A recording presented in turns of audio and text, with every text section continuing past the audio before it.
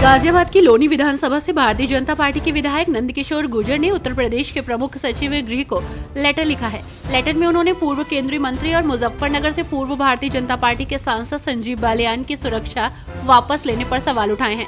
संजीव बालियान की सुरक्षा वापस लेने को उन्होंने पूरे पश्चिमी उत्तर प्रदेश का अपमान बताया है।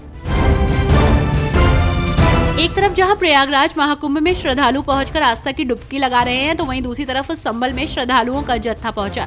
गाजियाबाद हरनंदी महानगर से आरएसएस प्रचारक ललित शंकर के नेतृत्व में करीब 30-35 श्रद्धालु निजी वाहनों से संभल पहुंचे। भाजपा कार्यकर्ताओं ने चौधरी सराय में उनका स्वागत किया और इसके बाद श्रद्धालु रायसत्ती स्थित भागीरथी तीर्थ, खग्गू सराय स्थित प्राचीन मंदिर और श्री कल्की मंदिर पहुंचे। श्रद्धालु संभल के प्रसिद्ध और प्राचीन मंदिरों के दर्शन कर रहे हैं। भारतीय क्रिकेटर रिंकू सिंह और सपा सांसद प्रिया सरोज दोनों जल्द ही शादी करने वाले हैं। आपको बता दें कि प्रिया सरोज के पिता ने दोनों के रिश्ते को मोहर लगा दी है और कहा कि दोनों परिवारों को ये रिश्ता मंजूर है। जल्द ही दोनों की सगाई होगी। साथ ही उन्होंने ये भी जानकारी दी है कि बजट सत्र खत्म होने के बाद दोनों की सगाई और शादी की तारीखों को लेकर फैसला होगा।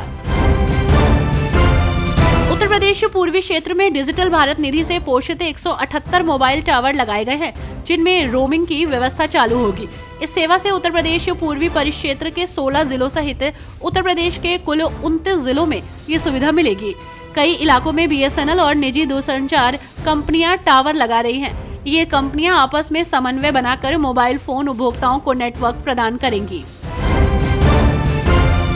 संभल में हुई हिंसा को लेकर सियासी पारा हाई चल रहा है। इस बीच पुलिस आरोपियों की तलाश में जुटी है। संभल में 24 नवंबर को जामा मस्जिद सर्वे के दौरान हुए बवाल में शामिल 79 उपद्रवियों की संभल कोतवाली और नखासा थाना पुलिस को तलाश है।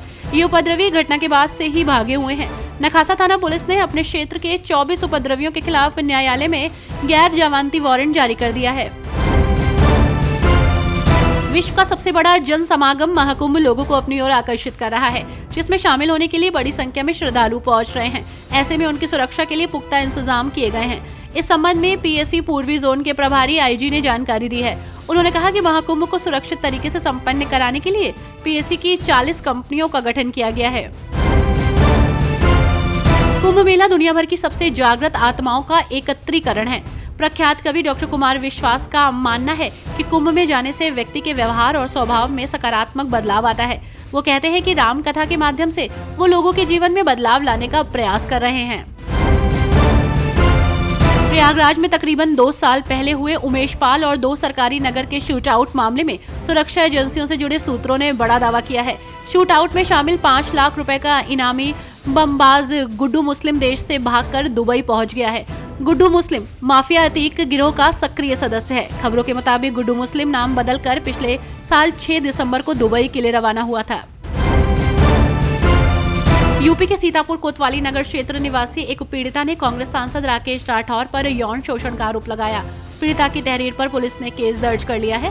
पीड़िता ने बताया कि सांसद राकेश राठौर पिछले 4 वर्षों से शादी का झांसा और राजनीतिक करियर की सहायता देने के आश्वासन के नाम पर पीड़िता का यौन शोषण कर रहा था। पूर्वांचल और दक्षिणांचल को निजी हाथों में लेने के विरोध में बिजली कर्मियों ने काली पट्टी बांधकर कार्य किया। भोजनावकाश और शाम को काम खत्म करने के बाद प्रदेश भर के कार्यालयों के सामने प्रदर्शन किया। संकल्प लिया कि निगमों को निजी हाथों में नहीं जाने दिया जाएगा। जरूरत पड़ी तो उग्र आंदोलन किया जाएगा।